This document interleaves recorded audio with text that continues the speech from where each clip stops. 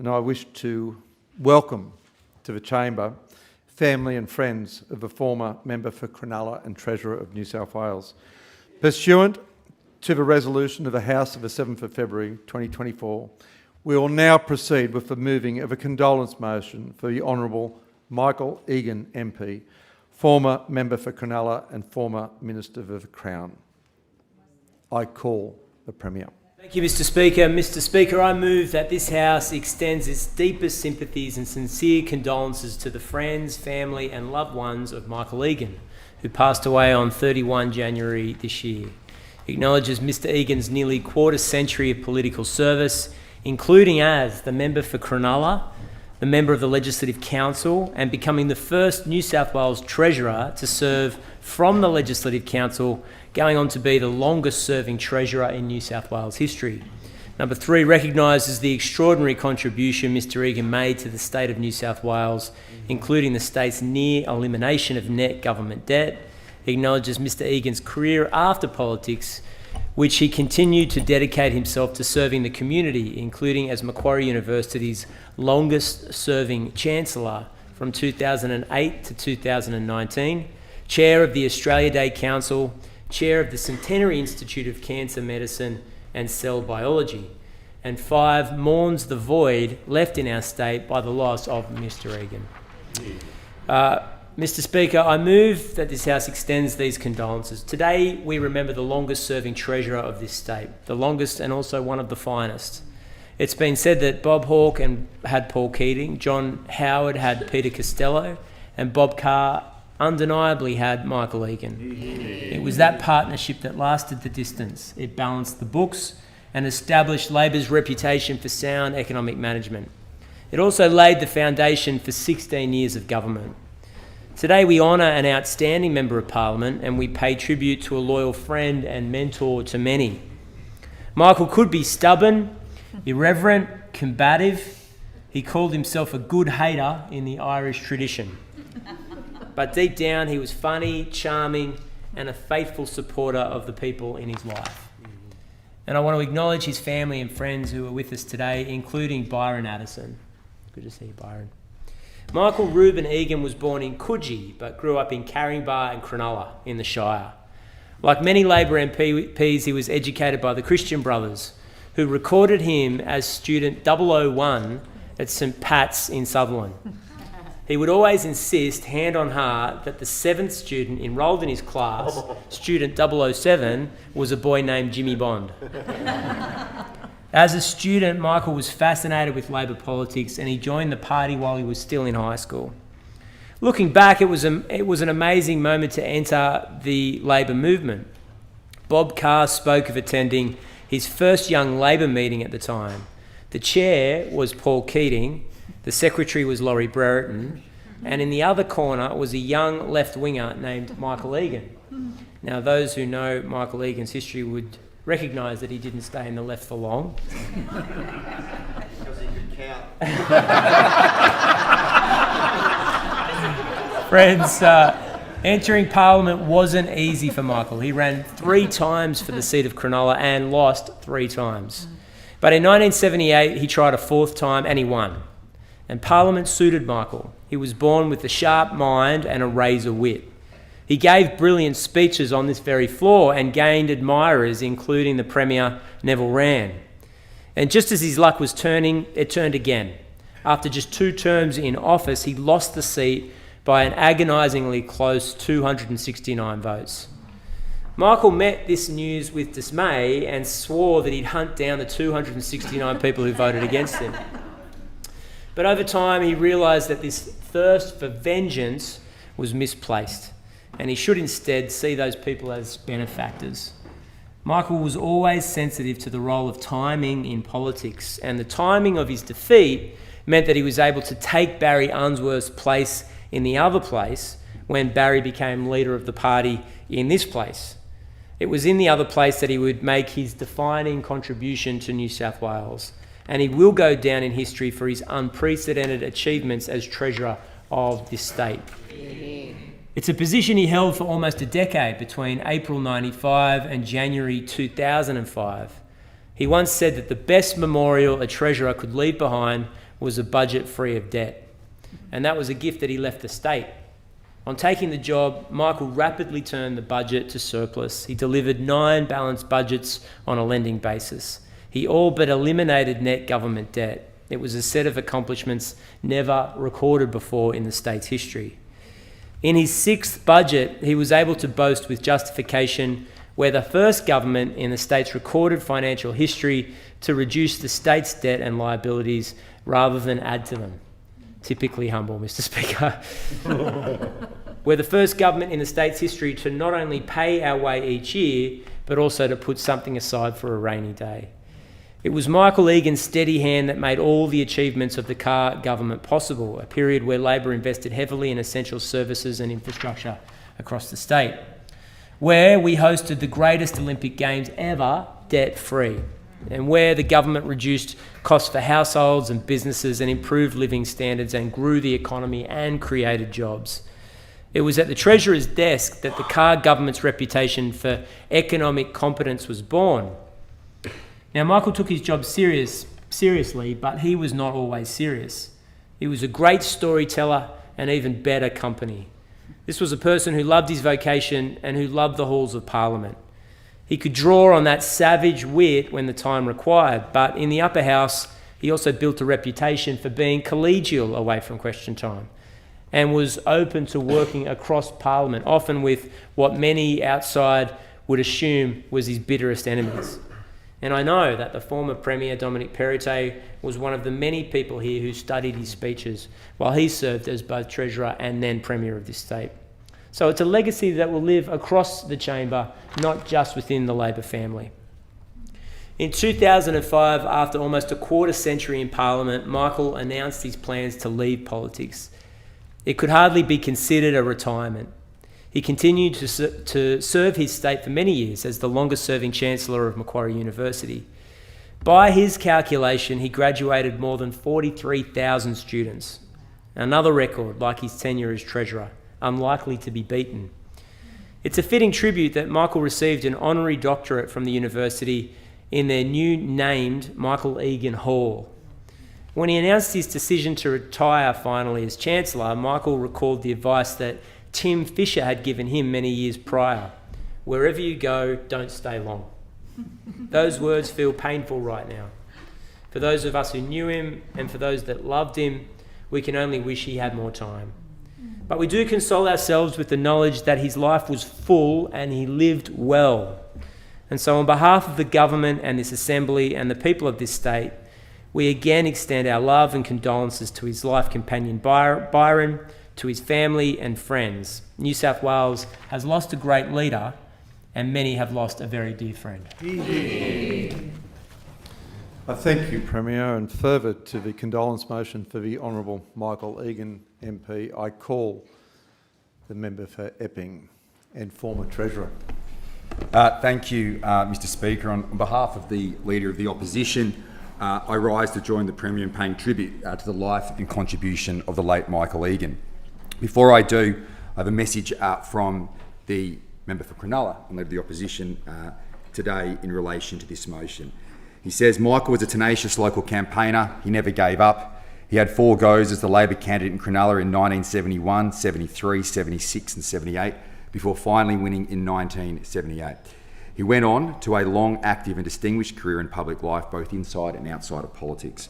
I'm grateful to Michael for the blunt, no-nonsense, razor-sharp private advice and observations he gave me from time to time after I was elected in 2011.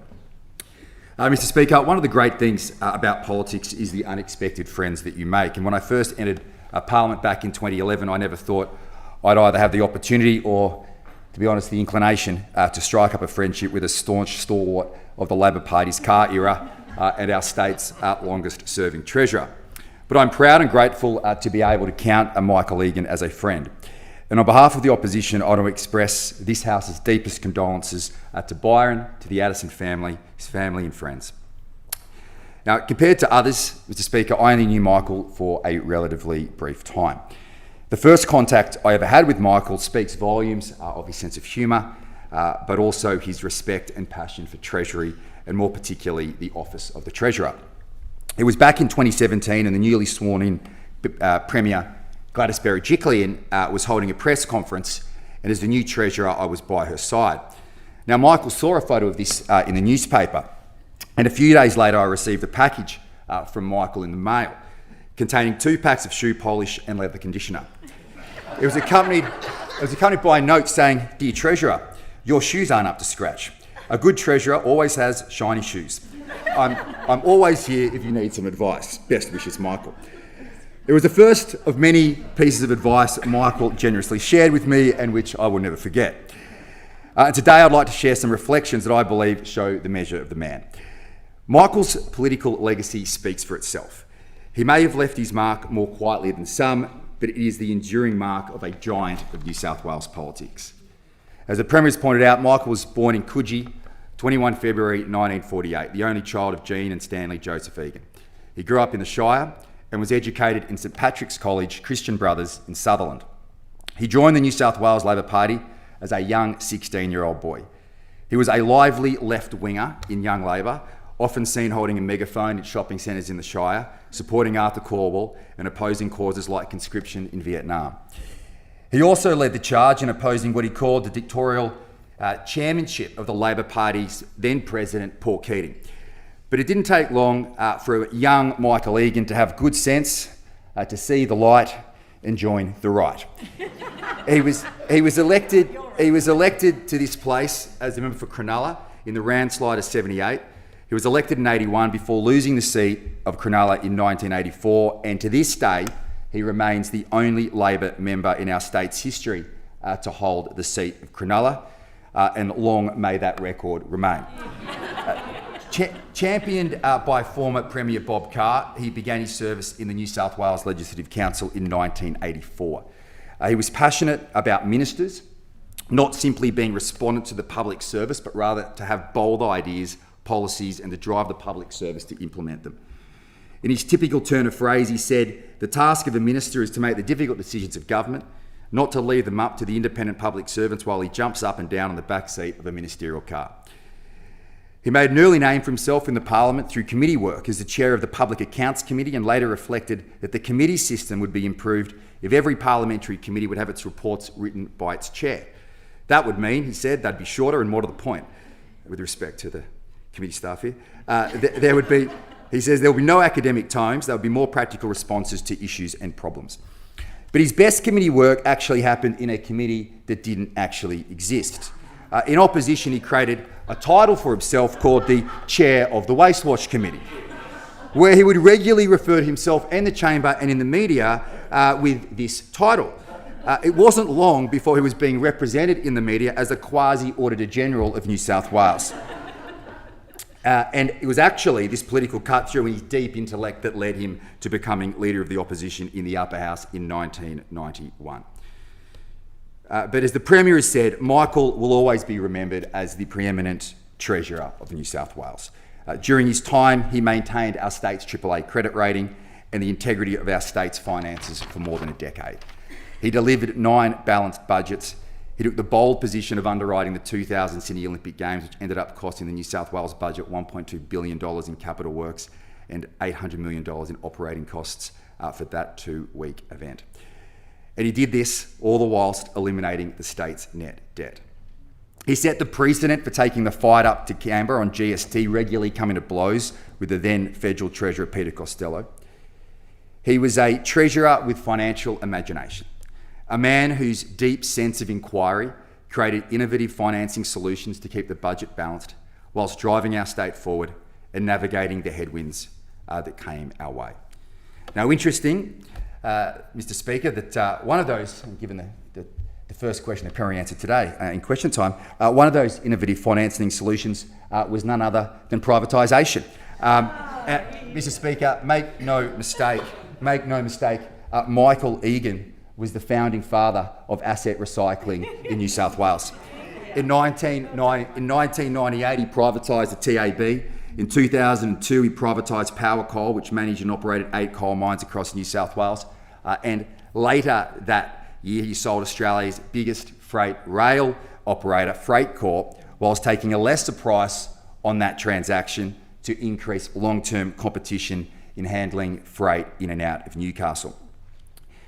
But his most notable transaction is one that he never achieved, Mr. Speaker, and that was in 1997, where he attempted to privatise the electricity assets in New South Wales.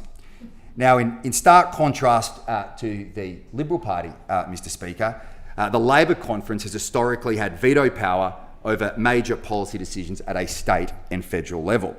So this provided Michael with the challenge of convincing the unions and Labor conference of the benefits to the state of New South Wales that would be received the privatisation of the state's electricity assets. And so it would have been, Mr. Speaker, but had it not been for one single rogue right-wing union, the ETU, Mr. Speaker, which held out and opposed it. And unfortunately, that made it impossible for the left faction of the Labor Party to fulfil its traditional role in the Labor Party of heroically opposing the disgraceful sellout of eternal Labor principles, but then quietly rolling over and allowing the sensible members of the right to get things done. Now, Mr. Speaker, if Michael had been successful in that transaction, he would have solved those assets at the height of their worth of about $30 billion in 1997 dollars. But alas, as he prophetically said at the time, if we do not do this, the Tories will. And so we did, and so we took the glory, Mr. Speaker. But as I reminded Michael recently when he claimed this as a failure, that it's sometimes through political failure that the foundations are laid for future reform, and history will show that he was the early pioneer of this transaction, and he can take credit for the benefits that have flowed to the people of our great state. Mr. Speaker, Michael had a fierce passion for budget integrity and for his stern management of the Budget Committee, now known as the Expenditure Review Committee. But he also had unique methods to get his way on that committee. And on one occasion, the Health Minister at the time, Craig Knowles, like all health ministers, was asking the Treasurer for more money. Now, Michael was opposing this request, and like all Treasurers, he was absolutely right. However, as Treasurers know, chairing the ERC doesn't mean you always get your way, and Michael was smart enough to know when he wasn't on the winning side. So as the Minister continued to make his case, in the middle of the conversation, Michael jumped to his feet, pointed across the table and said, "Craig, you are thieving, effing," and you can use your imagination to what comes next. He then stormed out of the room, and the meeting was closed. The Treasury Secretary, John Pearce, sat there stunned. His team were a little confused, and they went back to the office and said, what was that, Michael? He said, well, obviously losing, and the only way I could think of shutting that meeting down was to walk out and put on a display. A highly effective strategy, Daniel. A highly effective strategy, and it's one I wish I adopted. I don't think Gladys would have liked that. Anyway, but Speaker, Michael wasn't just a penny pincher as Treasurer. He ran the Treasury with a conscience and a heart. He hated the injustice caused by pokie machines. He doubled the pokie tax in the face of strong criticism. He understood the pressures faced by families and the responsibilities of governments to give back. And that's why in his budgets he established the back-to-school payments for parents, Mr. Speaker, and that was one of the inspirations behind our government's Active Kids, Creative Kids and back-to-school vouchers. In some ways, Mr. Speaker, you could say that he wrote the script on how to be a great treasurer, a knack for numbers and a heart for people. Michael wrote the blueprint for all treasurers to follow in attacking the opposition for their economic and financial incompetence. In fact, in the lead up to the 2019 election, I asked my team to print for me every single Michael Egan press release as treasurer, and I studied them and we used them as a model for our attacks on Michael Daly and Ryan Park, Mr. Speaker. So can I say on behalf of the people of New South Wales, we owe Michael a great debt for delivering a Liberal and National government in 2019. We also owe Michael Daly that too, to take some credit. Not all of Michael's legacy in New South Wales politics is actually appreciated by current members. One legacy in particular is the bane of ministers of every political persuasion in this parliament, Mr. Speaker. And see, Michael was the subject of an order in the upper house to hand over papers now known as the dreaded SO 52s. Now, Michael flat out refused. He wouldn't budge, and he wanted to fight it in court. This didn't end well. But before he could legitimately file this claim, he had to be physically removed from the Parliament by the Black Rod. Now, the poor Black Rod, Mr. Speaker, was a meek and mild man named Warren Carl. And he knew that Michael had a bit of fire in his temperament, so he wasn't keen on doing the removing. So Michael had to actually tell him, Warren, I can't drag myself out of here. You're going to have to actually touch me. Anyway, Michael got removed, actually all the way out to Macquarie Street, which was overturned in that decision. The only thing he actually won in that court case. And he lost. And then he decided, in true Michael Egan style, I'll appeal it to the High Court, where he lost again. So we really have Michael Egan to thank for alerting the sleepy members of the upper house to their virtually unfettered power they have to demand ministerial documents and in so doing grind government to a halt. Now, as Treasurer, I would studiously review this Egan case and both courts to see if there was a mookie SO52 that might be slightly narrower in scope that we could go to court once again and get a new judgment. But sadly, Mr. Speaker, the Egan judgment still stands and his name will endlessly be quoted in the upper house until such time as there is a mechanism to overturn that terrible decision of the High Court. Now, Mr. Speaker, one of the things I learned about Michael as I got to know him was that even after being away from politics for more than a decade, he still carried a deep passion and a deep sense of responsibility for the New South Wales Treasury. Treasury was like a family to him. He understood the minister had to drive, but the Treasury wasn't just an abstract bureaucracy. It was made up of people with great ideas and huge potential. When he became Treasurer, he made a rule. Every briefing note that came his way had to include a contact number and name of the person who wrote it. And so he did that, not so some poor junior public servant could get a call from Michael on a Sunday afternoon. He did it because he wanted every member of his Treasury engaged and personally invested in the work that they were doing. And he would communicate his approval and disapproval with those stamps they had in the 80s and 90s, those smiley and frowny stamps, which he would stamp on the advice that came through. A deeply human touch. Now, Mr. Speaker, because Michael was a man of great depth and a big heart, he always saw good in others and saw the importance of giving people an opportunity. When he was considering employing a press secretary with a criminal conviction, the people around him told him not to do that. The candidate was none other than the current New South Wales Treasury Secretary, Michael Coates-Trotter. MCT had the interview and he could sense from Egan's tone that the criminal record was going to be an issue. As expected, Egan told him, look, there are two things I don't like about you, and I can't work out which is worse. Your hyphenated name or the fact that you were educated by the Jesuits. Clearly it was the latter, Mr. Speaker, because Michael had been educated by the Christian Brothers, as the Premier's pointed out, and he'll never forget this lesson from Brother O'Halloran at school following the Second Vatican Council, where he brought all the students together and he said, boys, I've got some bad news for you all. We can no longer hate the Protestants. But the good news is we can still hate the Jesuits. Now, I believe, Mr. Speaker, that Michael's Catholic education had an enduring impact in his life and inspired that great sense of compassion. As Treasurer, he would still receive letters from old Christian brothers in aged care homes referring to one of Michael's speeches they'd read in Hansard, proud of his achievements and what he had become. Michael's sense of compassion in hiring MCT certainly paid off in spades. The two made a formidable political team and showed the Christian values of giving someone a second chance, having courage of his convictions, and most importantly, not passing judgment. And in the end, it would actually be MCT who would have to save Michael Egan from himself, as Michael would have the habit that would give any press secretaries nightmares. He'd read a story or a brief or see a media report which would fire him up. Then he'd promptly sit down and pump out his own press releases, which would arrive on MCT's desk, engulfed in rhetorical flames, with orders to send them to immediately to every single journalist in the gallery. Ever loyal, MCT would safely secure these releases in a special locked drawer, never to see the light of day. Now, Mr. Speaker, all of this speaks to Michael's big-hearted nature, but above all, it speaks to his remarkable love for the state of New South Wales. He wanted New South Wales to succeed. He prided himself on our economic strength.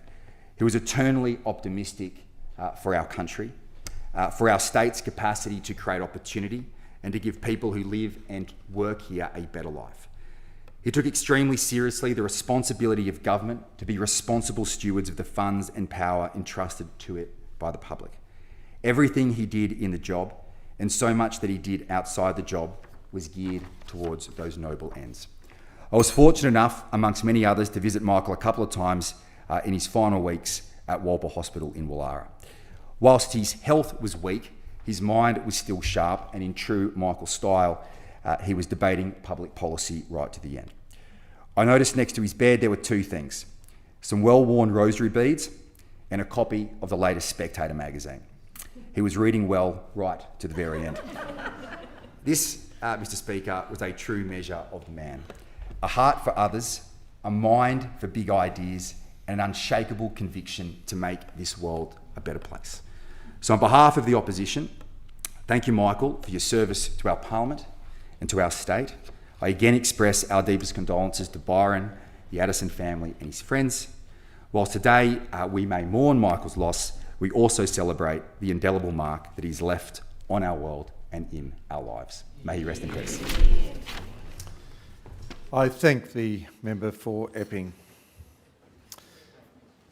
In so doing, I wish to call the Deputy Premier.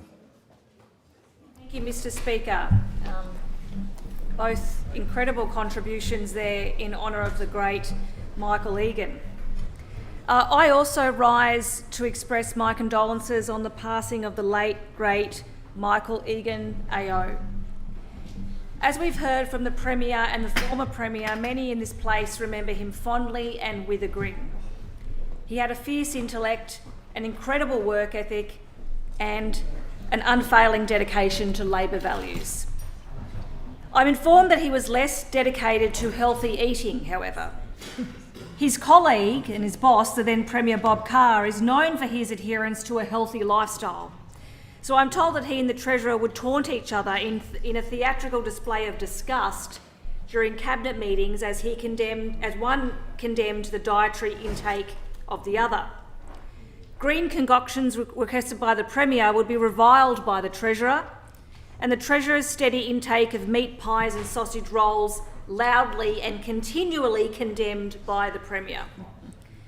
Of course, as we've heard, he delivered 10 state budgets, originally inheriting a $17 billion debt, which he paid down while delivering the Sydney 2000 Olympics without incurring any debt at all, something of which both he and Premier Carr were both rightly proud. They delivered the Olympics in 2000, but at the same time invested enormously in public assets and public services. I want to say a little bit about education as the Minister and Michael's commitment to it. He was a champion of education and its power to transform lives. As we've heard, I understand he claimed to have been the very first enrolled student at St Patrick's College in Sutherland, and he remained dedicated to those Catholic ideals of service and social justice throughout his working life, both as Treasurer and after as Chancellor of Macquarie University. He was Labor to his bootstraps, but one of the enduring pillars of those Labor values, of course, was his belief in that education was the silver bullet and should be the cornerstone of a good Labor government.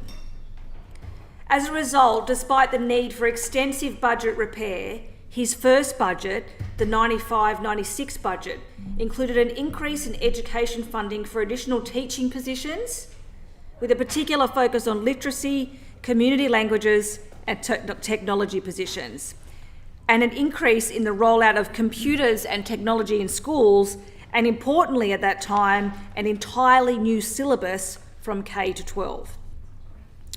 Off the back of those syllabuses, the introduction of the basic skills tests for years 3 and 5, and the secondary literacy and numeracy assessment programs, ELA and SNAP, years 7 and 8 assessments that looked at the statewide basic skills of students in order to target kids who needed help, and were forerunners to the national testing scheme that we now know, of course, as NAPLAN.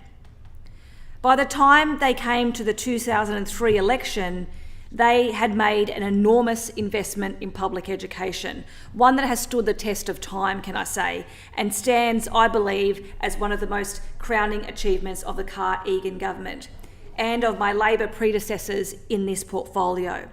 The move to reduce class sizes in the earliest years of schools to give public school students the best possible start in life. Now, insiders will tell you that Michael Egan was extremely difficult to convince. That's not unusual, I don't think, but class size reform in the early years, that is a biggie, and he was convinced. Now we know that class size reduction was a centrepiece of that election campaign in 2003, and it convinced families across the state that the government had public education and the best start for our children at the centre of their plan to improve outcomes for the state of New South Wales. It is also the contention some who served with him that I've spoken to today that despite his sometimes gruff exterior, he actually was in fact quite a softie. He cared deeply about people, as a member for Epping has said quite eloquently. He cared about people in prison, young offenders, widows, the poor and the downtrodden. He was all ears when it came to proposals that came before him that would serve those groups, and he was, to his core, a man with Labor values and an enormous heart. As we've heard, Michael has provided advice and mentorship, good grace and good humour to this place and people who have served in it over decades. He's been a good friend to many on both sides of the aisle, but more importantly, his prosecutorial style ensured that every dollar spent in the state of New South Wales during his time was well spent. I know the current Treasurer has valued Michael Egan's friendship, advice and counsel throughout his career, and in this way the influence of Michael Egan lives on and remains in this Parliament and this state. We, the Labor family, we are indebted to Michael. We're indebted to him in perpetuity, but his legacy and his values live in this place with those who remember him fondly and those who are imbued with his values. Vale, Michael Egan.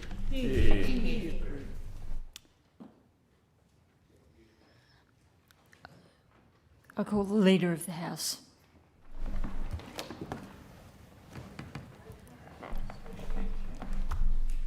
Madam Deputy Speaker, on behalf of the Government and the Labor Party, I rise to acknowledge the life and service of the Honourable Michael Egan AO. Michael Egan was one of the most enigmatic and charismatic figures in Labor politics, in state politics. With a career spanning nearly a quarter of a century, serving both in this House and the other place, Michael was one of the most dedicated and tenacious politicians to set foot in this building. From his election to this House in 1978 until his eventual retirement from politics in 2005, Michael embodied Labor's values through and through.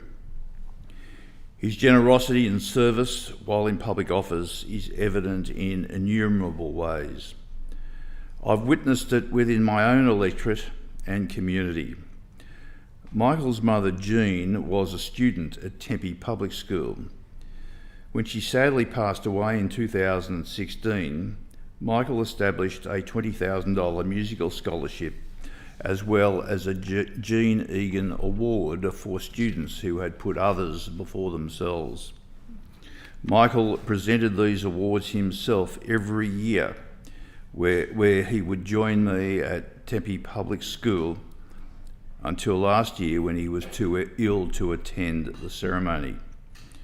This is just a small example of the kindness that Michael showed towards others, towards the people of New South Wales.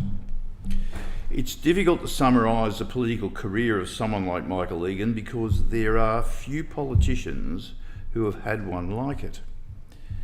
Michael's interest in political life was evident from a young age, joining the Labor Party when he was 16 years of age. Never one to shy away from a challenge, Michael was first elected to this place as the member for Cronulla in 1978 after 3 previous unsuccessful attempts. A lover of question time and the theatrics of the bear pit, Michael served his constituents in this House until 1984, when he failed to retain his seat. That loss turned out to be a blessing. In the right place at the right time, Michael was elected to the Legislative Council in 1986, where he served for more than 18 years. This included 3 years as the chairman of the Public Accounts Committee, where he authored landmark reports on audit reviews of government spending programs. From 1991 to 1995, he was Leader of the Opposition in the Legislative Council, before being appointed Minister for State Development, Minister for Energy, and of course the role that he's well remembered, Treasurer. Becoming Treasurer was an ambition Michael set for himself when he was 16 years old. He held that portfolio for nearly 10 years, becoming the longest-serving Treasurer in the state's history. Breaking convention, he was the first state treasurer from the Legislative Council. During his tenure, Michael delivered 10 state budgets, including budgeting for the Sydney 2000 Olympics, as the House has heard, but whilst at the same time maintaining surpluses over numerous years. His hands-on approach and his drive for innovation and reform is what gave the Carr government its reputation for responsible fiscal management. He was famous for the pre-budget lock-up media briefings, intelligent and charismatic performances, crafting the narrative and shaping the reporting of state budgets by the Fourth Estate. By his own admission, fiscal consolidation and paying off government net debt are amongst his greatest personal achievements as Treasurer. He was also proud of the reforms he led regarding national competition laws and reforms of the electricity industry. Michael made also a very significant contribution in tort law reform as Treasurer. He campaigned vigorously for the Royal Commission into the collapse of HIH insurance, and he worked alongside the federal government to introduce legislation to amend the common law. His eventual departure from politics was considered a huge loss by the then Premier Bob Carr, who's now former Premier, former Foreign Minister, when Mr Carr said, quote, "No Treasurer has left office with the state's finances in a better position," unquote. It was a huge loss, not only because of his obvious skill and aptitude as Treasurer, but because of his unbreakable character. I also want to recognise Michael's life after politics for his enduring commitment to the people of New South Wales in health and education. Michael served as chairman of the Centenary Institute of Cancer Medicine and Cell Biology from 2005 to 2017. During his tenure, the Institute experienced significant expansion and increases to the number of laboratories and the number of staff undertaking life-saving medical research. He was also the governor of Woolcock Institute for Medical Research from 2005 to 2009. In the field of education, Michael was the longest-serving Chancellor of Macquarie University, a position he held from 2008 to 2019. Taking up the position at a time when that institution was marred by controversy, he oversaw significant changes, presided over more than 260 graduation ceremonies for nearly 40,000 graduates, including a member of this House who proudly posted her graduation ceremony on Michael's recent passing.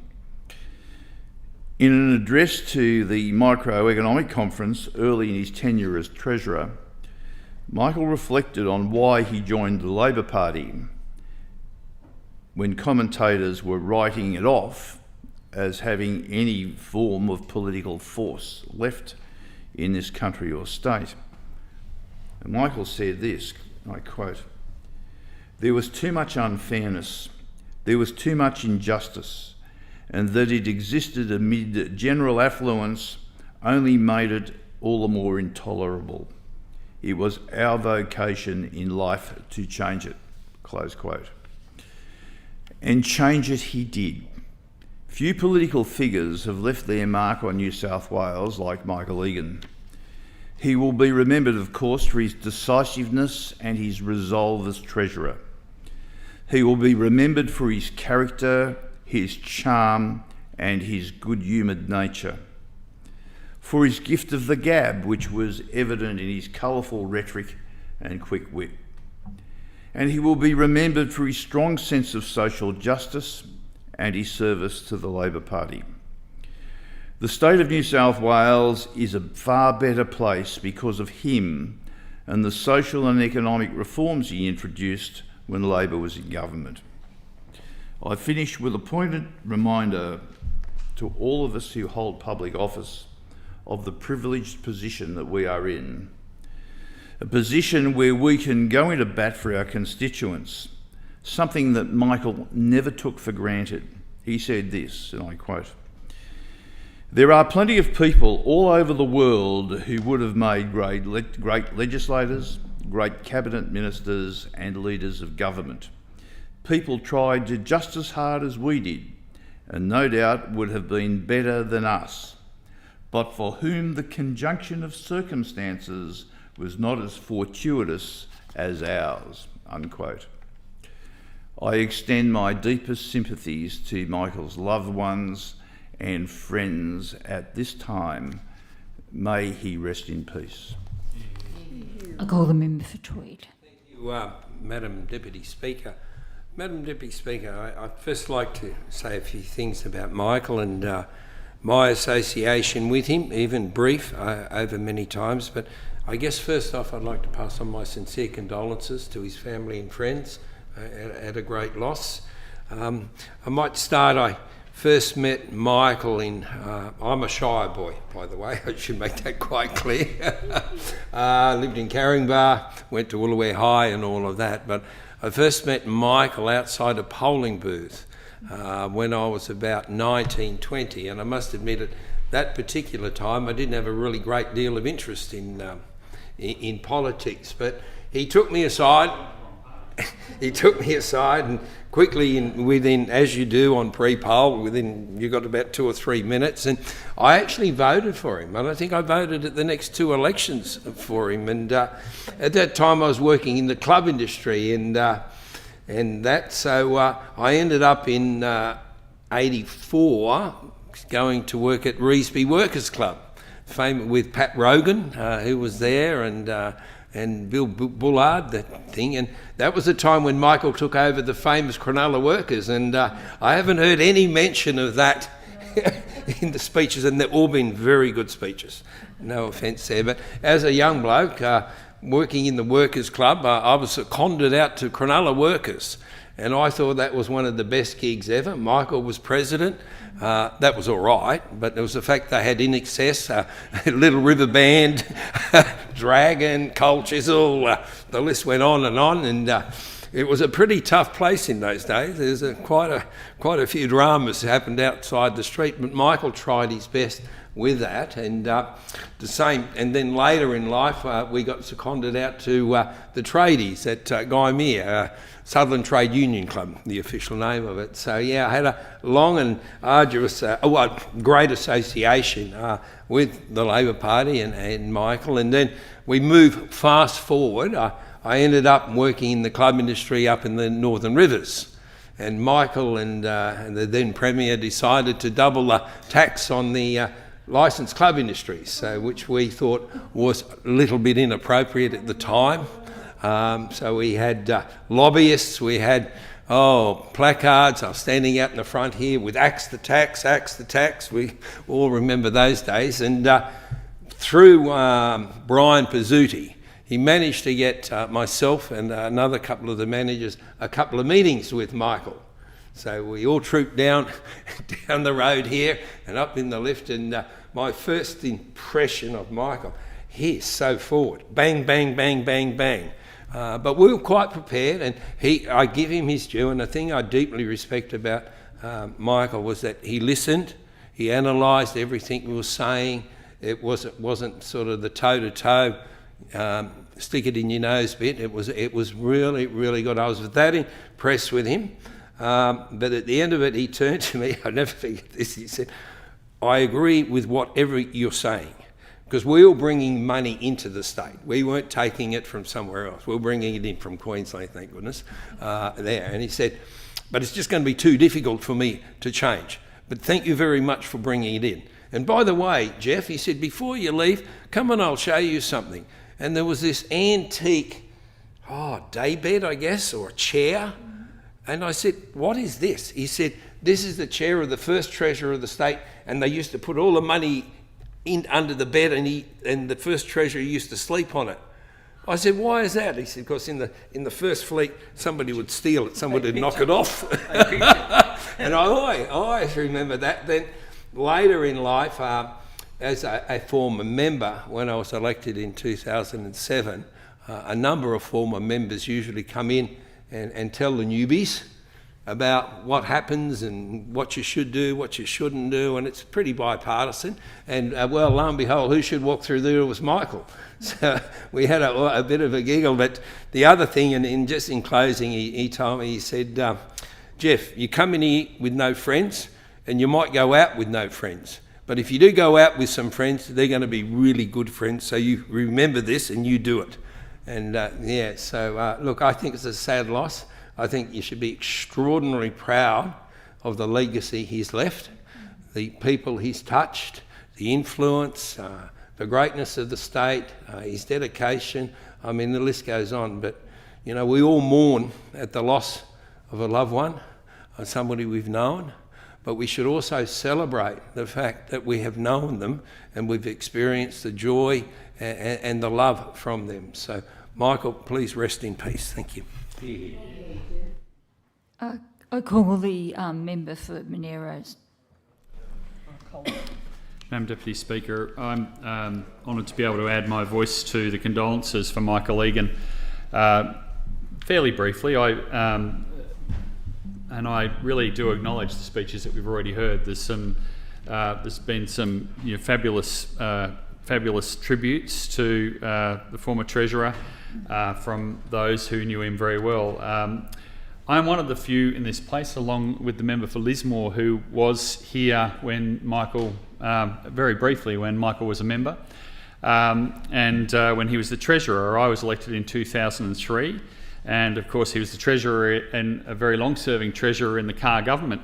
And I thought at the start he was a little bit scary, but a bit because he had that incredible experience, and he certainly didn't leave you in any doubt whatsoever on his view on any issue. But after a while, I started to notice that he'd often be sitting there in the meetings with a little bit of a mischievous look on his face at times, and he'd often have something, sometimes quite cutting, but very funny usually, to say in certain things. And I noticed that as well after he left politics in the occasions that I had. I also was in the Former Members Association for a little while, and I think I'm probably still eligible. Whenever I came across Michael, I was certainly thoroughly entertained by his recollections of things that happened, of circumstances, of his assessment of people, which was often very entertaining. And he was certainly a real figure that I think has played an incredible role in the Labor history of New South Wales and in government in New South Wales, and someone that deserves all the tributes that he's being given today from the Premier to the former Premier and right through.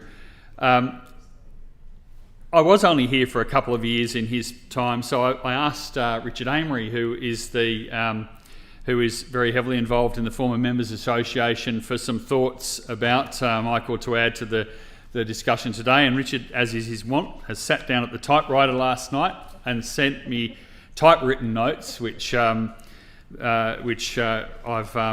now going to use and acknowledge to him in that Richard actually wrote them. So. Richard sent to me, "It's with some sadness that we speak of the passing of Michael Egan, a former member of this House and the Legislative Council. To say the very least, Michael Egan was a significant figure in the history of the Labor governments of Rann, Unsworth and in particular Bob Carr. As we've heard, he first became a Member of Parliament when he was virtually swept into office in what became known as the first landslide election result in 1978. The second landslide saw Michael retain his seat of Cronulla. However, in a snap election called by Rann in 1984, the government majority was trimmed from 27 to 17.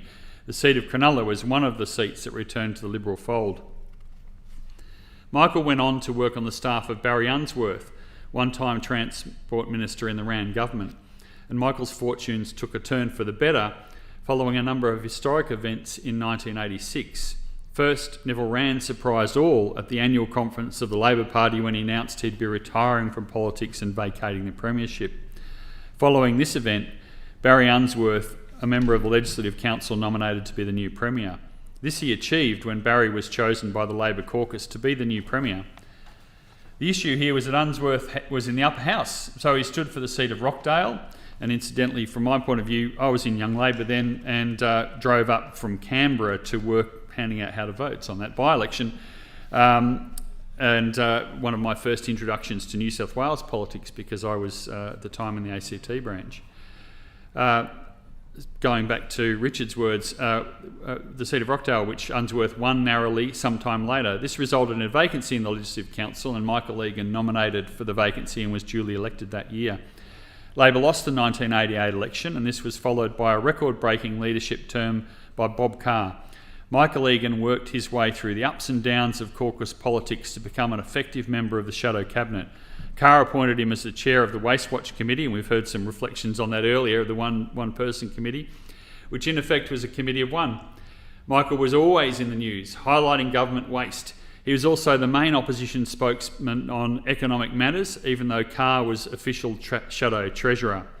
His strong performances in opposition made it no surprise when the new Premier Bob Carr appointed him to be the state's Treasurer, a position he held for the rest of his parliamentary career.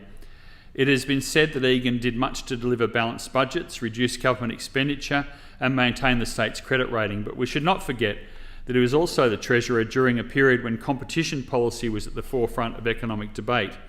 Michael Egan quickly gained the respect of the Treasurers from other states and federal Treasurers from both sides of Parliament. There's been some criticism of his hard line on government expenditure, but we should not cherry-pick history and leave out the pressures put on the state's finances by not only competition policy, but of the various issues that bounced around the country following the introduction of the GST by the Howard government. Egan was a strong critic of aspects of the GST, where he saw that New South Wales was not getting what he felt was our fair share. And I digress to one of the things I read in one of the tributes to Michael in the media, that he at one stage confronted the then federal treasurer in Canberra while the federal treasurer was doing a press conference, and the treasurer of the time, Mr. Costello, it said in the report, patted Michael on the head and sort of made a dismissive comment, to which Michael's comment to the media afterwards was that the Treasurer was not only a thug but a thief, and he was very blunt in defending New South Wales's share of the pie when it came to that GST. Back to Richard's comments, when we look at all sides of Michael Egan, we look at his role in the corridors of this place, we can find many who liked him and some who did not. However, it'd be very difficult to find anyone who did not respect him and felt that he did an excellent job for the government he was part of and for the people of this state, and for whom he always felt it was his job to support. Richard says, ends in Valet Michael Egan. And personally, I want to add to that and pass on my condolences to Michael's partner and family. It's always really sad to lose somebody who is such a figure in the Labor movement, such a loyal Labor figure over many years. I know that he had differences with one of our leaders when I was back in the Shadow Ministry after to Robbo, and made a couple of comments about that. But I think in some ways that just showed his loyalty to the things that he felt were important, and to the things that he represented during his career. So he was much admired by me and by many others who followed, and I'm very pleased that I got to share a short period of time in the Parliament at the same time he did. And condolences to all. I call the member for Lismore. Madam Deputy Speaker. I speak to the condolence motion of my former parliamentary colleague, the Honourable Michael Egan, former member for Cronulla, and also, former member of the Legislative Council, where I was privileged to serve with Michael for 8 years. And Michael was a true Labor warrior, icon, and a great practitioner treasurer. And I firstly express my sympathy to Michael's partner Byron, his family, his friends, colleagues who were here today, and I recognised a lot of the faces, some I don't, but I really just want to express my sympathy, but also some joy at what Michael brought to not only his colleagues, but to the people of New South Wales. And look, Michael was, I'll just share some personal things. Michael was funny, he was generous, he was cantankerous, he was quite forensic in an intelligent way, sharp, but he had, as we heard here already, from the former Premier, he said he had a big mind and a big heart, and he did. And my mother liked him, so I said to Michael, she'd met him when Michael and I'd been out door knocking, so yes, we door knocked together too at different times. My mum had met him and she really liked him, and I said to Michael, well, if Mum likes you, there must be something about you I have to like too, and sort of got to know him a bit better. He'd door knocked in Lismore with me, Evans Head, different places, and we'd been at conferences and all of that together. And I was listening to the story today about Warren Carl, who was the usher of the Black Rod, who had to remove Michael from the house. I remember it well, and I was reflecting on it because Warren Carl actually works for UNDP, and I worked for UNDP with Warren Carl, and we worked in the Parliament in Myanmar, and we used the Egan case as one of our case studies in that Parliament. Warren and I ended up there together in Myanmar. So I was thinking back, and I was describing to parliamentary colleagues up there just what a person Michael Egan was. And he and Bob Carr, former Premier, and former Australia's Foreign Minister as well, were as thick as thieves, and that really started when Michael moved from the left to the right in the ALP, and some would say he saw the light and others would say he moved to the dark side. So it depends where you sit. And I can, turn to many of his notable achievements, but really none more so. He did bring in those 9 balanced budgets, and I remember Labor had a record of 10, and it was only, I think, the GFC when the AAA rating was a little bit not as strong as it should be, So when I hear people talk about Labor not managing, I say, no, that's not quite so. And Michael was very proud of that, and other people were too. He won the argument, as it was an argument, to bring down, the state debt, net debt, and was really proud of it. And it was as significant as Treasurer Keating floating the dollar. Michael also took his colleagues really seriously and engaged them beyond the caucus and engaged them beyond the Treasury and the economic matters and on social issues as well. But he managed to incorporate social into his economic thinking and what he was doing with policy and policy reform. And probably not known, in the LC, Labor members created a group of which I was a founding member, and we put forward an annual budget submission to the Treasurer, to Michael Egan, and he took it seriously. Some wouldn't, I know. He took it seriously. We premised it, though, on the 4 principles of the Carr-Egan approach to the budget and the financial and fiscal matters of the state, and it focused very much on service delivery. Michael met us, he briefed us, he made sure we got the briefing papers, we got access. He brought others to engage with us. And, it just showed the measure of him, that he was Treasurer, but he was able to make sure that colleagues were involved. And what I liked about Michael was he maintained what I call his core principles to serve the public, and very much informed by Labor values, framed within a public policy framework, but what I used to say to him is Christian brother values too, his very Catholic values that informed a lot of what he did. He was the first Legislative Council member to serve as Treasurer, clearly not the last. We have one now. And we did, however, digress on a few things. Energy policy was one of them, and I can remember he and I fighting on the floor. It was country conference, actually, because he'd come there too.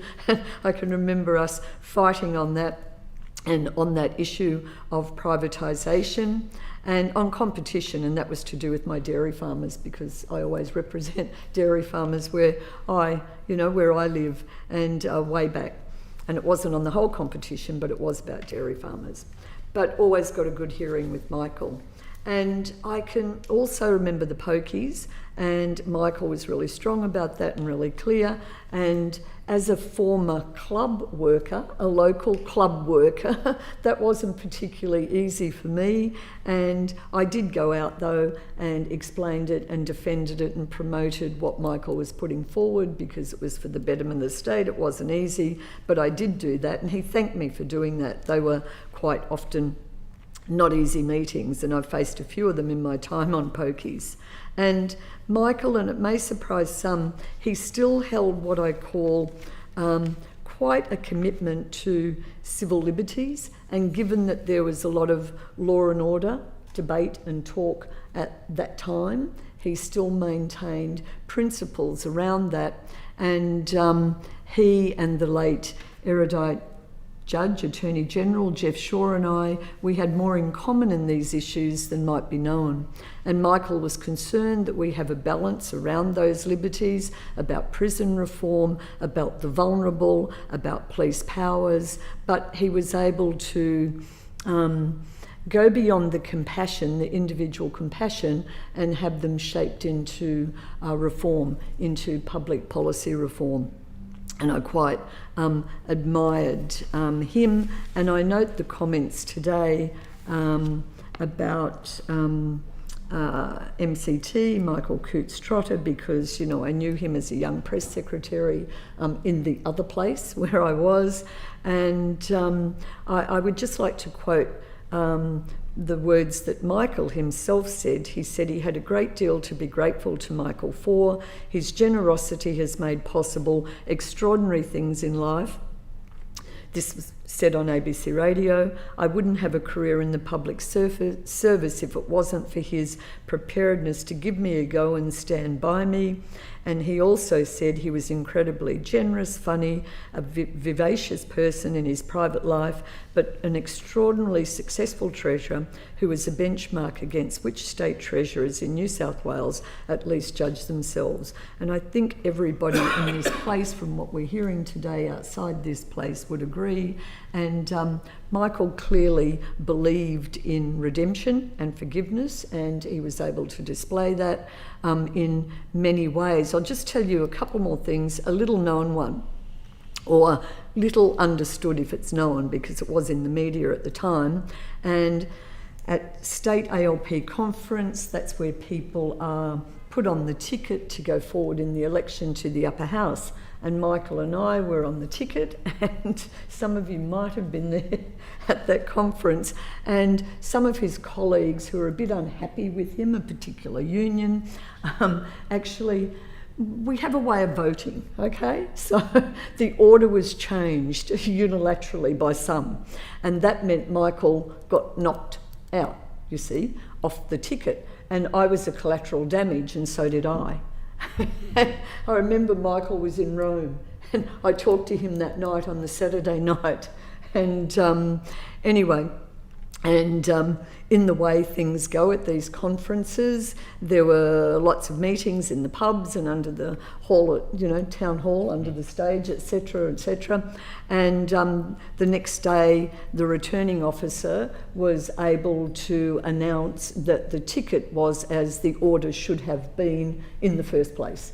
And I ended up in here with Michael. So, you know, just some funny things that totally forgotten about, but thinking about him today, I was reflecting just on some of those things. Look, with in closing, I just want to say a few other things. That one other thing we shared was Michael was and I can forget the title, but I think he was research officer for the AMIU, the union, and I was a member of them. I worked with them, so we had that in common, and we used to talk about different things like that. But look, the Labor Party and New South Wales were well served by Michael Egan. His approach and reforms changed government in New South Wales, but to fiscal competence, but with social policy advance and compassion, all elements of good government. So rest in peace, Michael. I call the member for Swansea. Thank you very much. I too rise to offer my condolences to the friends and family of Michael Egan. Michael was a titan of the Labor movement and New South Wales politics, dedicating his life to the service of the people of New South Wales, firstly as the Member of Parliament and New South Wales Treasurer, of course, and later as Chancellor of Macquarie University. Michael came to the Parliament as a member of the Rann Labor government. In 1984, Michael lost the seat of Cronulla, which we've heard about already, but of course, as we know, returned in 86 as the member of the Legislative Council. Now we know it was at the same time as the member for Lismore, a key fact I didn't know. And of course, he served more than 18 years. Egan was a critical figure of the Labor opposition to the Greiner-Fahey governments. When Labor returned to power, Michael, in partnership with Premier Carr, was a towering figure in New South Wales politics. As Treasurer for 9 years, he paid down the state's debt and kept us in the black for the rest of the tenure. A tremendous achievement, while also delivering huge enhancements for health, education, policing, and the rest of the government. He was, in the truest sense, a Labor Treasurer to his bootstraps. Michael's legacy as Treasurer is unrivalled, protecting the New South Wales AAA credit rating, delivering 9 balanced budgets, and funding the 2000 Sydney Olympics without putting the state into debt. And the family may not know, but the member for Gosford actually won a silver medal at those Olympics, at the Paralympics. So she was cheering over here earlier when we first began this debate, which was another fun fact for us all to learn. He was a relentless advocate for reform within government and was fearless for taking on the big issues and arguing his case forcefully to interest groups and famously to his colleagues. He commanded fearsome loyalty from his personal staff and profound admiration from the public servants that worked with him. Once they had adopted his uncompromising style, that was, of course, the bruises healed soon enough. His contribution to the success of the Carr government is absolutely monumental. Former Premier Carr recently paid tribute to Michael's combative spirit and list of achievements as Treasurer, describing him as a valued colleague and a friend. The two of them, together with a political force of nature, they created the template for truly successful Labor governments. Economically sophisticated and fiscally responsible, while never losing sight of what New South Wales people elect Labor governments to do: improve the lives of the people in this great state. After leaving politics, Michael was chosen to serve as Chancellor of Macquarie University, and under his tenure, a large-scale building program commenced, including, of course, the new medical facility. He also attended 268 graduation ceremonies and conferred with more than 40,000 degrees. In recognition, the graduation hall, of course, as you very well know, has been renamed the Michael Egan Hall. Like New South Wales itself, he left that university unrecognisably improved compared to the institution he walked into. Michael was never shy of robust debate, continuing to appear at parliamentary inquiries and famously never leaving anyone in doubt of what his position was. I'm sorry to interrupt, but it being 1:30, debate on the motion is now interrupted.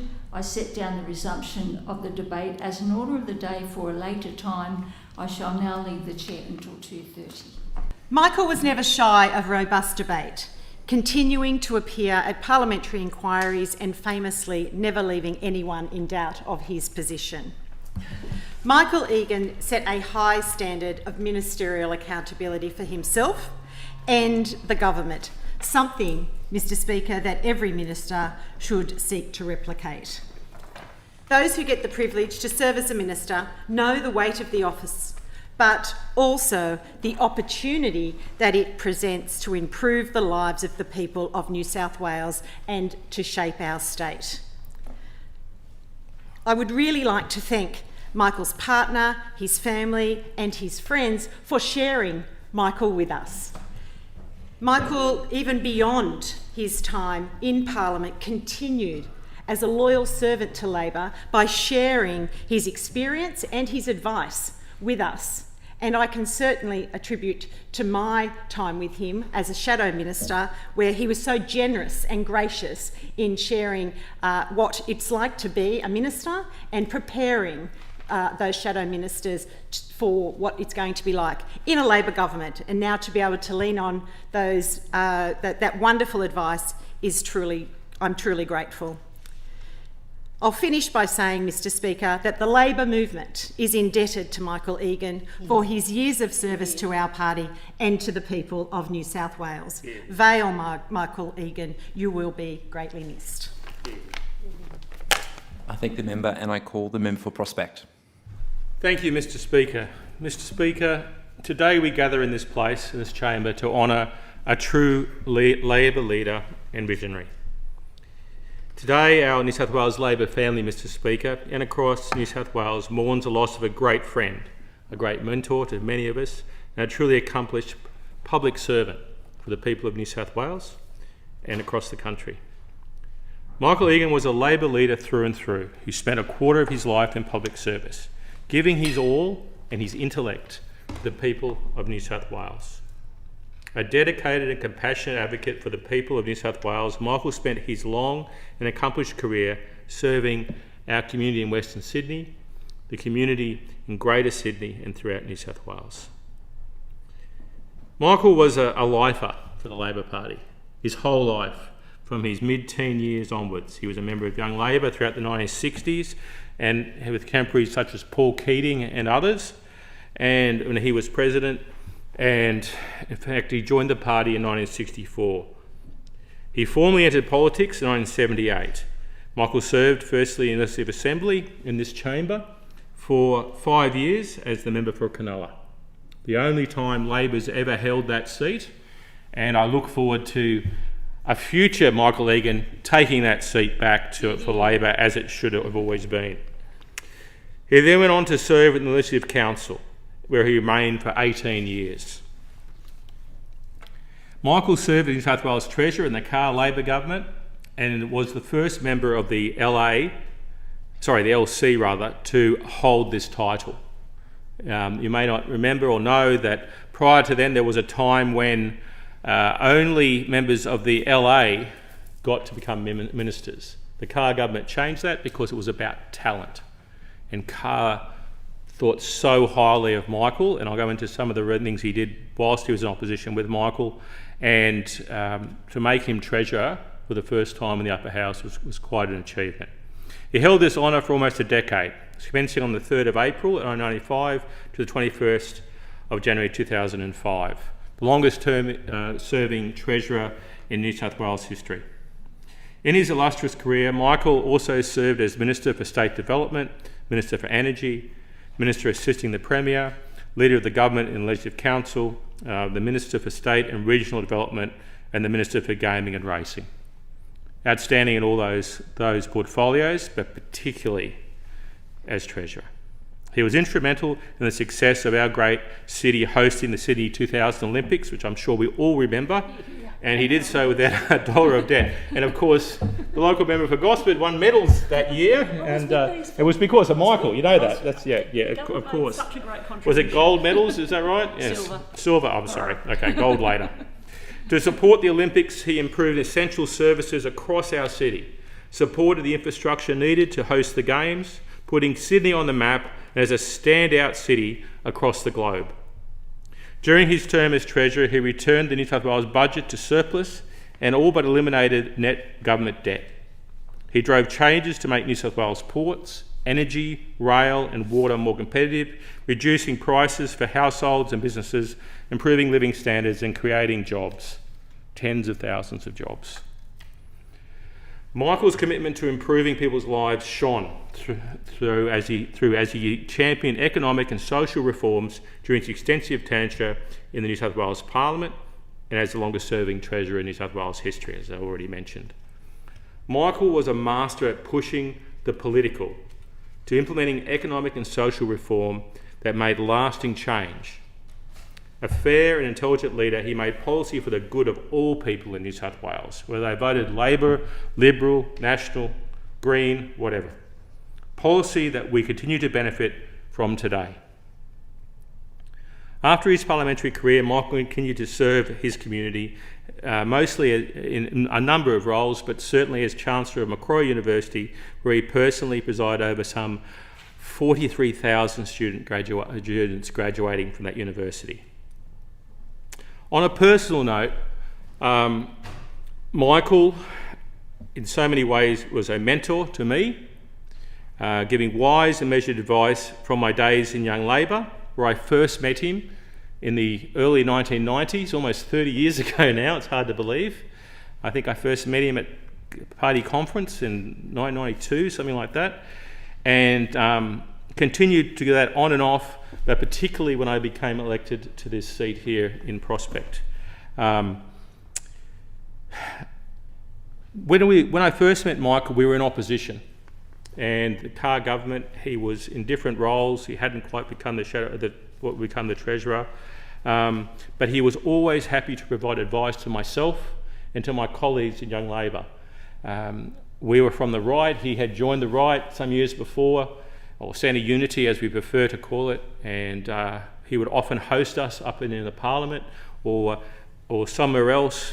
He'd always come to Young Labor conferences, especially when we started moving and having them in Western Sydney for the first time, rather than the inner city. And I have photos from those times that I was looking at last night. And in these photos, me with people like Michelle Rowland, Reba Ma, Ed Husick, Cherie Burton, and others. And it's hard to believe, you look at these photos and we've all got a lot of hair. We're all quite thin as well. And it's hard to believe that there we are all those years later. And Michael was a guide to all of us, without question. And particularly once we got into this house. When Michael really stepped up for me in my most recent political career was in 2016. I was elected in 15. In 16, I was appointed as the chair of the Waste Watch Committee. A committee which Michael held, or a position that Michael held in a role when he was in opposition in the 1990s. And he provided me with regular advice. And I remember the first time I met with Michael to discuss the Waste Watch Committee after I was appointed. He came up, sat in my office, and we sat there, and he's on the 10th floor, and he said, "So tell me, Hugh, why do you think you're the chair of the Waste Watch Committee? What is your purpose as the chair of Waste Watch?" And I said, well, it's to hold the government to account. We look at all the economic mistakes they made and financial misconduct. But we said, no, it's to get Mike Baird. That's all that matters. Go after Mike Baird. That's what it matters. I went, oh. And then he told me story after story how he'd go after John Fay and other members of that government back when he was in opposition. In that time, in those first few months of the head of Waste Watch, I went and found every single media release he put out, every single newspaper article that was basically I get my hands on, and read them all. And it was interesting that Dominic Perrottet, earlier, the former Premier and Treasurer, mentioned he did a similar thing when he first became Treasurer, to look at what Michael had done. And that gave me an incredible insight what it would be to be a successful chair of the Waste Watch Committee. His advice, added with that of Michael Knight's, between the two of them, meant that I end up getting in the media every week, either on the TV, in the newspapers, etc. And it was fantastic. And it drove the government, and especially Mike Baird, crazy. Absolutely crazy. Regular hits on this government. It was brilliant. And thank you, Michael, for doing that. They even set up a dirt unit to try and get me, time and time again. And I remember talking to Mike Baird about this a few months ago when he was out of my electorate with Hammond Care, and we were laughing about that. That was Michael's inspirations and Michael's guidance, and he was brilliant. I'm so pleased, and I said this to Michael at the time, that he was on our side, because I would hate to have him as an enemy politically, because he would have been devastating. Well, Michael has passed now, but his legacy lives on and will continue to live on with the members here who knew him, with the reforms, the social and economic reforms he championed that made this great state even greater. And he will be remembered always by this Parliament, by the New South Wales people. I thank his family for sharing him with us, with his partner and his parents and brothers and sisters. He was a great man, and he'll be sorely missed. Now, Michael Egan. I thank the member, and I call the member for the entrance. Thanks, Speaker. Michael Egan was the state's longest-serving treasurer. He served in both houses of this Parliament, and after politics he served for many years as Chancellor of Macquarie University. His contribution to this state is significant. As Parliamentary Secretary to the current New South Wales Treasurer, who, like Michael Egan, sits in the other place, it's only fitting that I say a few words about his remarkable contribution to the progress of this state. Michael Egan, as Treasurer, understood and practiced the fundamental principle for social democrats in any parliamentary democracy, and that is to advance social democracy's agenda, to advance Labor's agenda. Labor governments need to be masters of the state's finances. Otherwise, the finances of the state will be its master, and Labor governments won't be able to pursue that agenda, or that agenda will be severely curtailed. Michael's ability as Treasurer of this state for 10 years, when he mastered the state's finances, enabled the Carr Labor government to pursue its program in full. And in saying that, I note that he was wrong on privatisation. His own example shows that privatisation of state electricity, a controversy during the Carr government years, his own example showed that privatisation wasn't necessary, because the Labor government of the Carr Labor government was able to do all it wanted to do without privatisation. As a local member of Parliament, he also set an example for all of us who aspire to politics. Like Ben Chifley, he didn't choose a safe seat to try and get himself into Parliament through. He wanted to represent the party that he had identified as being the best way to progress the human condition. He wanted to represent them in the area he lived in, no matter what the challenges that would result. And the challenges for him were, he stood many times before he was elected. He only was elected for a short time as a member for Cronulla before he lost that seat. And then following that, he went through the party mechanisms again to get himself into the upper house. He set an example to have the courage of your convictions, to stand up what you believe in the area you lived in, and to pursue them no matter what. To his partner, Byron Addison, to his family, friends and colleagues, I extend my deepest condolences, as I do the condolences, I'm sure, of my electorate. Michael Egan's impact on the politics and economic landscape of New South Wales will be remembered with gratitude and respect. Vale Michael Reuben Egan. I thank the member. I call the member for Strathfield. Thank you, Mr. Speaker. I rise to make a contribution to this condolence motion to Michael Egan. I never knew Michael well, unfortunately, so I speak through the eyes and the experience of my father-in-law, Guy Cooper, who was from 1998 to 2011 the Director and CEO of the Taronga Conservation Society of Australia. It was then the Zoological Parks, which runs Taronga Zoo, Western Plains Zoo and Dubbo Zoo, and that was a big chunk of that time was when Michael was New South Wales Treasurer. At the time, in 1999, the zoo was in a pretty bad state. It was in a pretty parlous state, about to fall into Sydney Harbour, as my father-in-law put it, a bit like Elaine, the mansion as it's been reported. The zoo at the time was working on a new master plan, and it was a big one. It was designed by international experts in zoo design from Seattle. It included the new elephant exhibit, the Great Southern Oceans with water features, the Wallamai exhibit and the children's exhibit called Backyard to Bush, as well as the redevelopment of all the educational facilities that were and still are world class. So my father-in-law wondered how they were going to get such a big funding proposal, through the very fiscally conservative Treasury officials wielding the dreaded hammer. In 1999, before the master plan was complete, they tested the waters with a more modest proposal. It was suggested that the zoo might seek $250,000 for a new condor exhibit, the condor being a highly threatened species and boasting the largest wingspan of all the birds. The zoo's two condors, Connie and Bruce, had been living together for 20 years in a rather mean little exhibit about 2 metres high and as big as the average lounge room. And in all that time, not surprisingly, not a single egg was seen. So there they were, according to my father-in-law, in the depths of the Treasury building, the Treasurer, Michael Egan, seated at the head surrounded by about 30 frowning staff. All went reasonably well until the Treasurer asked about supplementation.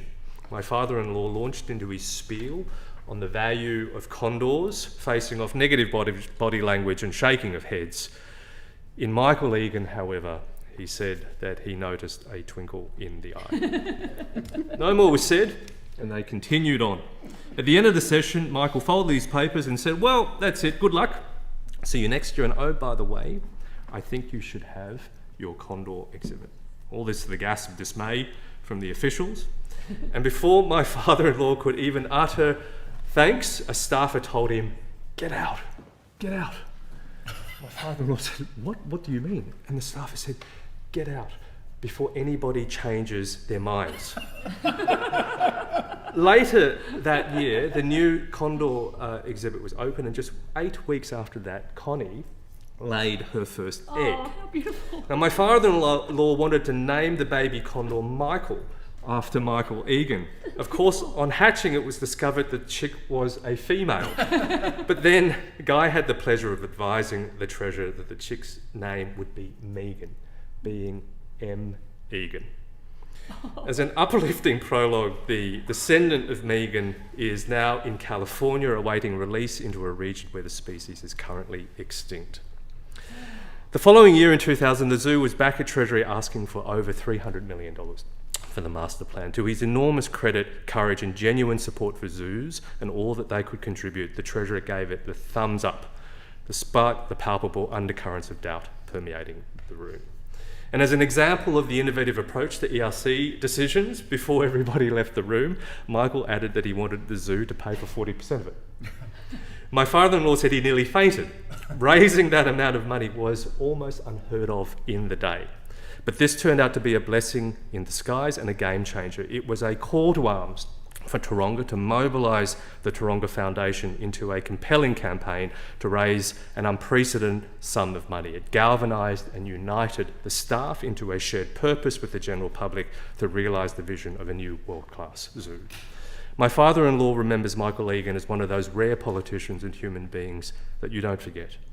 Guy told me Michael was always very good at the twilight concert at the zoo. He always came along, and he brought his mother and my mother-in-law Jeanette, enjoyed accompanying her and looking after her.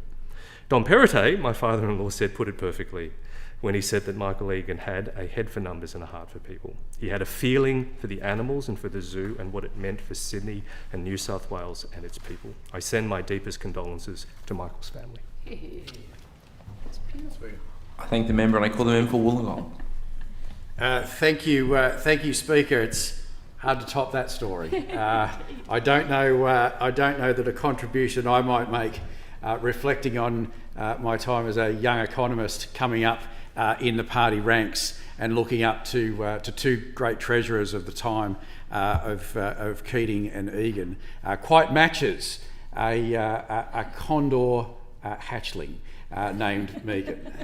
However, I did want to add and briefly speak in this condolence motion for Michael Egan AO. In part because, if you will, this is slightly a citizen's right of reply to some of the stories from my current Chief of Staff.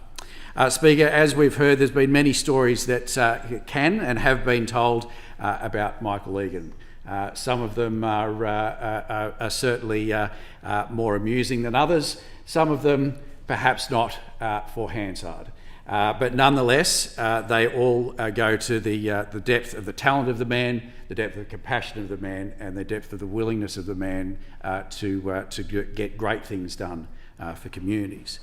But I've been asked by my Chief of Staff, Paul Levins, to correct the record on one of the contributions from the former Premier and member for Epping about the ERC meeting Michael chaired, at which the then Minister for Health, Craig Knowles, was in attendance. If members recall, it was there was some words said, events were held, and it was a lively ERC meeting. But my Mr. Levins was in fact at that famous ERC meeting as the Chief of Staff for then Minister for Health, Craig Knowles, and he said that he can confirm. He's willing to confirm, happy to confirm, that Michael did indeed end that meeting dramatically, with the accusation that both Paul and the Minister were nothing but, quote, grubby little thieves, unquote. Because they'd managed to secure an increase in the health capital expenditure program in the context of a very tight budget. And we've heard repeatedly today just how impressive Michael's work in getting the New South Wales budget back into a position that it had no net debt, or virtually no net debt. As I said, they managed to secure an increase in the health capital expenditure program in the context of that very tight budget. And to add emphasis to his exit, Michael threw a large lever arch folder across the room. Sometime later, when Paul left for employment in the private sector, he wrote to Michael reminding him of his words, and he said, Michael, the words, quote, "you are a grubby little thief," will be forever etched in my memory. Now, I'm for the clarity of members, I'm saying this because, unfortunately, of course, Paul, not being a member, is unable to come in here and correct the record himself. But as I say, he wrote to Michael. Michael wrote back saying, quote, "your recollection about being a grubby little thief is correct, but it is missing a word. I think it began with an F." Speaker, in that same meeting, Michael interrogated health officials about why hospitals were built without any windows that would open to let fresh air in. He was convinced that air conditioning was only spreading infection, and perhaps its removal would help the budget as well as patients. Sure enough, the hospital in which he spent his last days was the Walper Jewish Hospital, which has gloriously large and open windows and doors. Finally, all of us in public life have our passions. As has been noted, one of Michael's was his Catholic faith. He's, of course, famous for contributing from the state budget to complete the spires of St Mary's Cathedral. He was heard to say that perhaps it would serve as an indulgence and get him to heaven. Michael, we can only hope that worked out for you. Mr. Speaker, finally, throughout his life, Michael was known for always picking up the phone and asking friends and colleagues if they were okay, a trait born of his interest and concern for people and their welfare. And in the words of Paul, I learned a lot of his advice from his advice and experience. Paul conveys his thanks for Michael's friendship and commitment to service. And collectively, myself, Paul, and the team in my office, our thoughts and love go to Byron, your life partner, and your family and friends. May you rest in peace. I thank the member, and I call the Attorney General and member for Maroubra. Well, thank you, Mr. Speaker. I rise to make a brief contribution to the condolence motion for Michael Egan today, and I speak not just as a Labor colleague, but as a relative of Michael's. It's not widely known, but Michael and I were cousins. You see, Mr. Speaker, my grandmother on my mother's side, Emmeline Margaret Egan, was brother to Stan Egan, who was Michael's father. Emmeline, Stan, and their 7 brothers and sisters were born in the Burragarang Valley, which was flooded in the 50s to make way for Warragamba Dam, which saw my mother's clan, a very large Irish clan, dispersed all across Sydney and New South Wales. So of course, he was first cousin to my mother Mary, and at a gathering one day I suggested to him many years ago that would make us second cousins, but he corrected me, a technician on these matters, that we were in fact first cousins once removed. In any event, I'm really, really proud to share some great Irish genes with this great man. My mother speaks fondly of her memories of Michael's mother and father, Uncle Stan and Auntie Jean, from her visits to Burragarang Valley, and my mother recalls my mother, Mary Carlin, as she was then, recalls Michael's mother, Jean, being what she called a stunningly beautiful woman. Michael was an only child. He was a lovely private man, dynamic, opinionated, confident, fearless and loyal. He was a very funny man, a very, very funny man.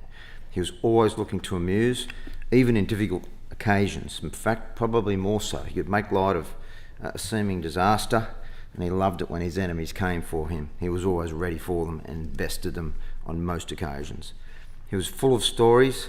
He was quick to give advice, and his advice was usually crystal, formulated from an incisive mind infused with deep experience and passion. He went into public life because he cared about people. I remember talking to him in the early 80s, when I was a much younger man than now, and a man with quite some ambition. And I asked him at a quiet moment, probably at the funeral of a relative while he was puffing away on a cigarette, and he and I were sharing a Chardonnay, for some advice for a young player on the way up. And I'll never forget, he gave me one piece of advice at that time. He said, speak slowly, watch your pace. And he spoke to me in these slow terms. He said, when you think that you are speaking to someone and you think that the pace that you're speaking to them with is uncomfortably slow, that's exactly the right pace. They will be hearing it at the pace you want them to. And I never forgot that, and I'm fortunate enough every year to teach Year 6 students who are in the Catholic schools and public schools public speaking competition. That's the first lesson I pass on to them. Good advice, and I've endeavoured ever since to pay homage to it. He was, I believe, the first from our huge Irish clan to enter elected life, and the whole clan was proud of him.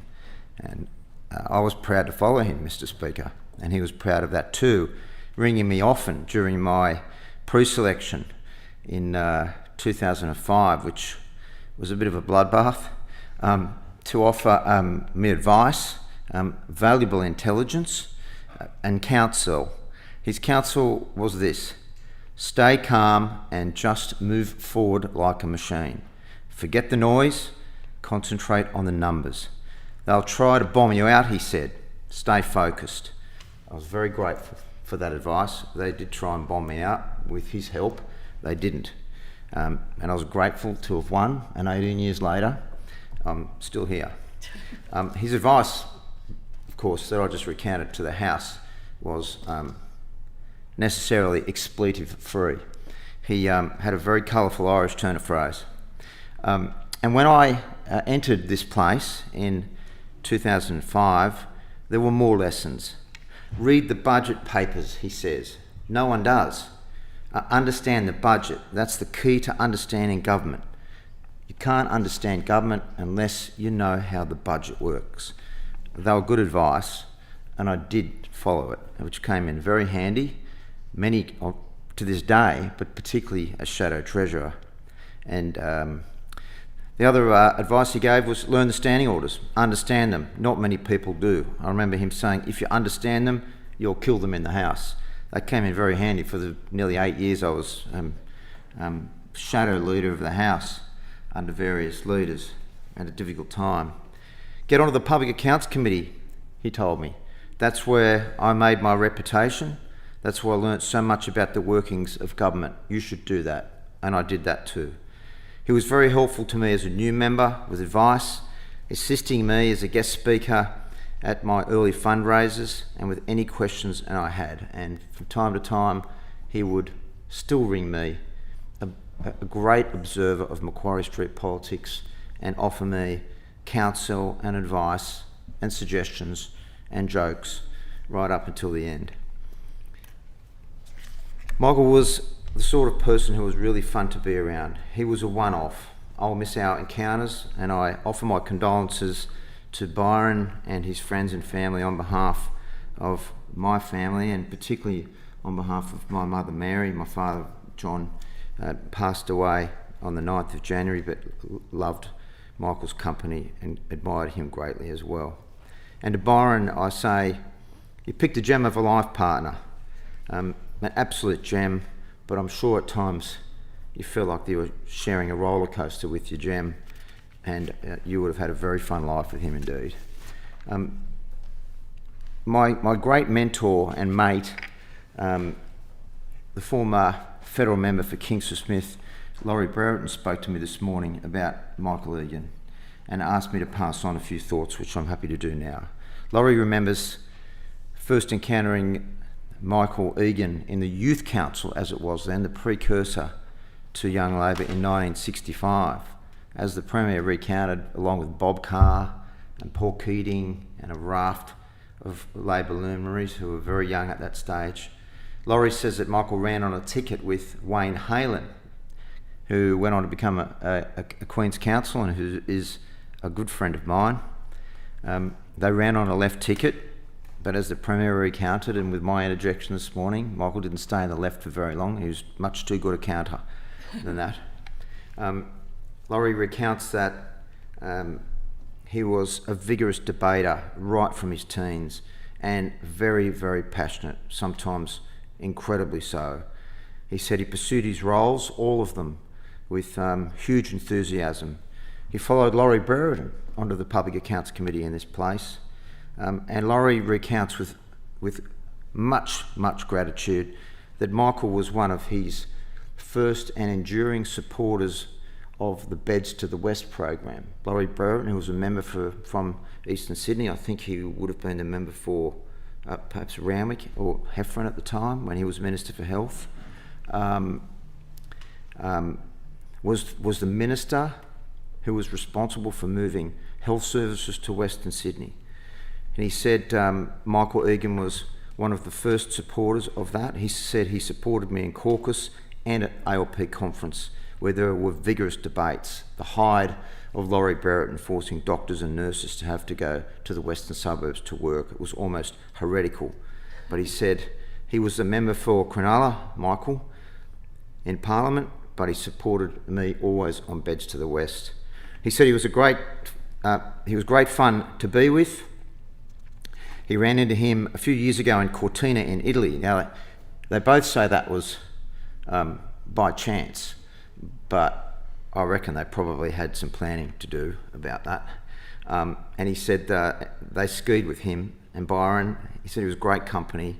The company was outstanding. He will always be thankful for the times they shared, and he's asked me to pass on the fondness for Michael and condolences to Byron from Laurie Brereton, Trish Kavanagh and the entire Brereton family.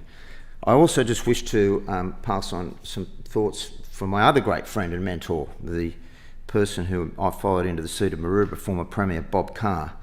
Bob's public thoughts about Michael are replete. But when I spoke to Bob a few days ago, he recounted, and I'll recount with his permission, that he did go in to say to have a visit with, and in effect to say goodbye to Michael recently in Walper Hospital. And Bob recounts that Bob started to thank Michael for all that he had done for him as Premier. And Michael stopped him in mid-sentence, pointed his finger in Bob's chest and said, "I owe you everything." And Bob said it was the best of goodbyes. Nothing more needed to be said between the two. But Bob, of course, as Premier, owes Michael large. And so, from one Irish clansman to another in this place, I say thank you and farewell to my cousin, Michael Egan. I thank the Attorney General and I call the member for Ryde. Thank you, Speaker. I wish to rise to make a very brief contribution to the condolence motion. It probably won't surprise many that I didn't know Michael, and I wish to speak this evening not about a political career, but in fact a post-political career and indeed a legacy, because a legacy that stands and will stand the test of time in my electorate at Macquarie University. We've heard in this chamber that Michael served as the Chancellor of Macquarie University for 11 years, from 2008 to 2019.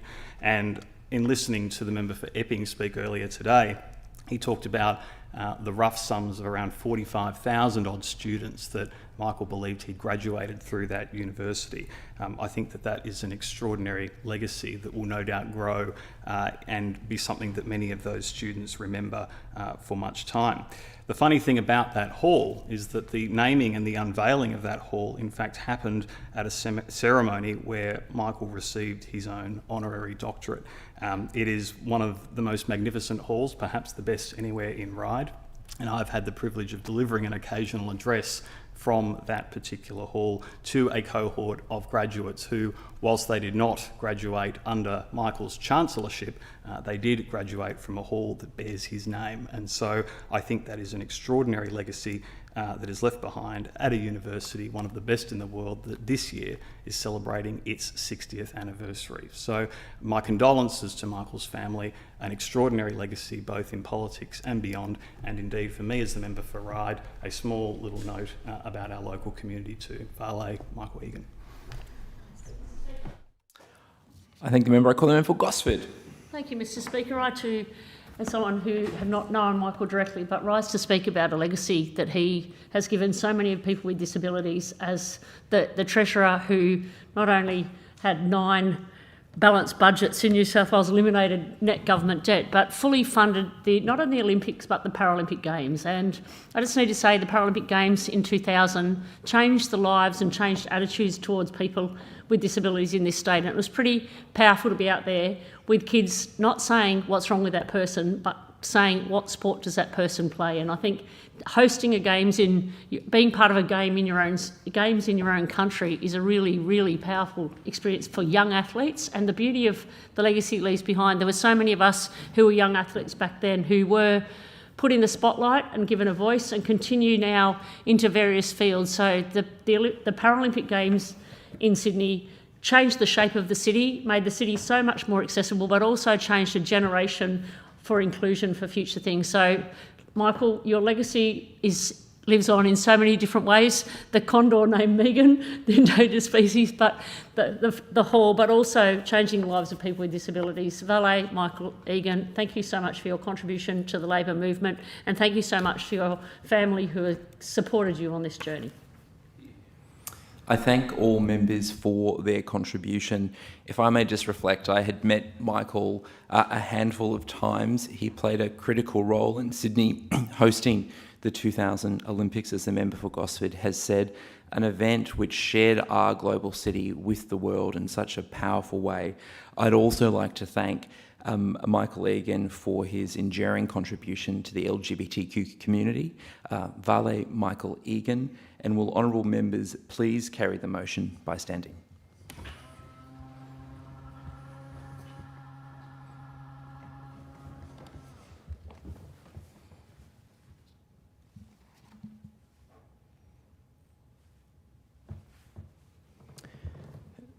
Thank you, members.